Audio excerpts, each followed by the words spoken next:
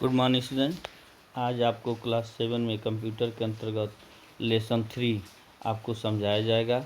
Lesson 3 जो है MS word 2016 की विशेषताओं के विषय में दिया गया है, जिसके अंतर्गत आज आपको जो है पैराग्राफ स्पेसिंग के विषय में बताया जाएगा। यदि आप कोई डॉक्यूमेंट्स क्रिएट कर रहे हैं और उसमें यदि पैराग्राफ के बीच में आप स्पेस देना चाहते हैं या खाली जगह देना चाहते हैं, तो उसके लिए कुछ प्रोसेस प्रक्रियाएं होती हैं जिसे आपको फॉलो करना होगा।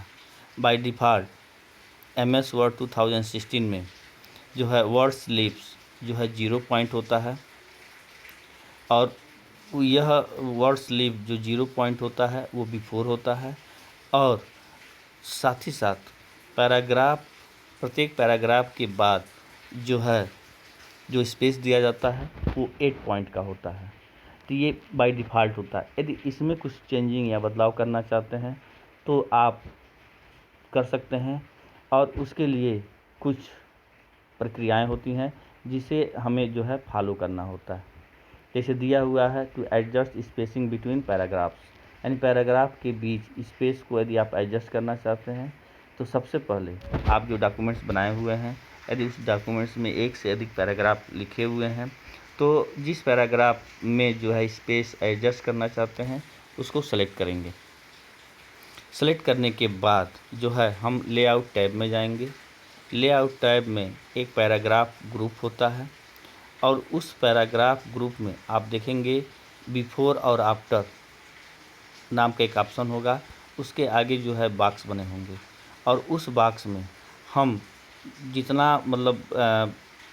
स्पेस देना चाहते हैं, जैसे अब अभी आपको बताया गया है कि आफ्टर या बिफोर, तो बिफोर जो है वो 0 पॉइंट होता है बाय डिफ़ॉल्ट, और आफ्टर जो है 8 पॉइंट होता है। यदि इससे अधिक यदि हम स्पेस देना चाहते हैं, यानी पैराग्राफ के पहले या पैराग्राफ के बाद, तो उस बॉक्स में जो है हम संख्या 8 करेंगे, और 8 करने के बाद जो है माउस पॉइंटर को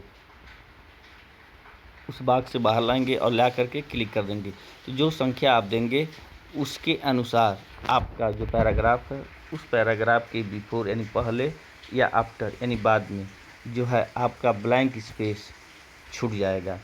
इसके अलावा जो है यदि हम शीघ्रता से या क्विकली जो है स्पेस बिफोर या आफ्टर अपने डॉक्यूमेंट्स के पैराग्राफ में एडजस्ट करना चाहते हैं, तो आप डिज़ाइन टैब में भी आ सकते हैं। डिज़ाइन टैब में जाएंगे। डिज़ाइन टैब में आप देखेंगे कि डॉक्यूमेंट फॉर्मेट नाम का एक ग्रुप होगा, और उसमें पैराग्राफ स्पेसिंग नाम का एक बटन होगा। आप उस पर क्लिक करेंगे। जब आप उस पर क्लिक करेंगे तो उसका एक drop down list, paragraph spacing का ड्रॉप डाउन लिस्ट स्क्रीन पर ओपन होगा या अपीयर होगा, और उसमें विभिन्न प्रकार के ऑप्शंस दिए गए होंगे।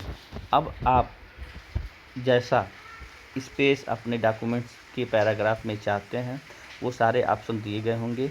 आप उसमें से किसी भी ऑप्शन का चुनाव कर सकते हैं, चूज कर सकते हैं, और चूज करने के बाद यानी चूज करने का मतलब यह है कि आप उस पर माउस पॉइंटर ले जाएंगे और ले जा कर के क्लिक कर देंगे।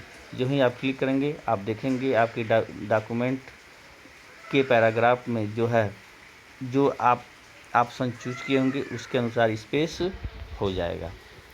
इसके बाद दिया गया है कॉलम फॉर्मेटिंग। कॉलम फॉर्मेटिंग के माध्यम से जो है आप अपने डॉक्यूमेंट्स में यदि कॉलम देना चाहते हैं, यानी कॉलम देने का मतलब है कि आप कॉलम्स के रूप, रंग, आकार, डिजाइन इत्यादि कुछ चेंज करना चाहते हैं तो कर सकते हैं। बाय डिफ़ॉल्ट MS वर्ड में जो हम पेज या डॉक्यूमेंट्स खोलते हैं तो उसमें सिंगल जो है कॉलम्स होते हैं, और सिंगल कॉलम्स में हम अपने टेक्स्ट या वर्ड्स को लिखते हैं। और यदि हम इन डॉक्यूमेंट्स में कॉलम की संख्या एक से अधिक यदि करना चाहते हैं, यदि हम कोई चीज़ या कोई डॉक्यूमेंट्स बना रहे हैं उसमें जो है हम 2 या 3 कॉलम्स में लिखना चाहते हैं, तो उसके लिए कुछ प्रोसेस या प्रक्रियाएं होती हैं जिसे आपको फॉलो करना होगा। तो इस तरह से आप देख सकते हैं कि यदि आप अपने टेक्स्ट को मल्टीपल कॉलम्स में यानी एक से अधिक कॉलम में आप अरेंज करना चाहते हैं तो उसके लिए कुछ प्रक्रियाएं होती हैं जिसे आपको समझना होगा। सबसे पहले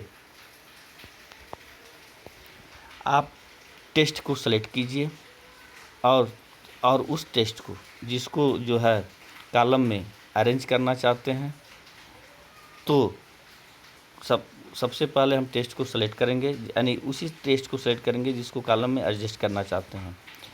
तो सबसे पहले लेआउट टैब पाएंगे।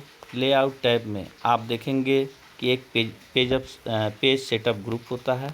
पेज सेटअप ग्रुप पर में जो है एक बटन दिया गया होता है, कॉलम बटन। कॉलम बटन पर माउस पॉइंटर को ले जाइए और ले जा कर के क्लिक कर दीजिए। तो जब आप क्लिक करेंगे तो आप देखेंगे कि उसका एक ड्रॉप डाउन लिस्ट स्क्रीन पर अपीयर होगा और उसमें विभिन्न प्रकार के ऑप्शन दिए गए, जैसे 1 2 3 ऐसे करके ऑप्शन दिए गए होंगे। अब आप कितने कॉलम में अपने डॉक्यूमेंट्स को अरेंज करना चाहते हैं ये आपके ऊपर डिपेंड होता है। यदि हम अपने डॉक्यूमेंट्स को 3 कॉलम्स में डिपेंड करना चाहते हैं तो 3 वाले पर माउस पॉइंटर को ले आएंगे और ले आने के बाद जो है उस पर क्लिक कर देंगे। जो ही हम उस पर क्लिक करेंगे आप देखेंगे कि आपके द्वारा जो डॉक्यूमेंट्स बनाया गया है और जिस टेस्ट को आपने सेलेक्ट किया हुआ है वह जो है 3 कॉलम्स में स्क्रीन पर डिस्प्ले हो जाएगा। तो यानी 3 कॉलम में स्क्रीन पर डिस्प्ले होने का मतलब है कि वह 3 कॉलम्स में उसी पेज पर 3 कॉलम में जो है वो डिवाइड हो जाएगा। तो इस तरह से हम अपने सेलेक्ट किए गए डॉक्यूमेंट्स को एक से अधिक कॉलम में अरेंज करना चाहते हैं तो अरेंज कर सकते हैं। तो इस जो है आप MS वर्ड में एक फैसिलिटी होती है कि आप पैराग्राफ के पहले या पैराग्राफ के बाद में यानी बिफोर और आफ्टर यदि आप स्पेस देना चाहते हैं बाय डिफ़ॉल्ट के अलावा, जो बाय डिफ़ॉल्ट दिया गया है सेटिंग जो दी गई है उसके अलावा यदि आप आफ्टर या बिफोर पैराग्राफ के स्पेस देना चाहते हैं तो दे सकते हैं।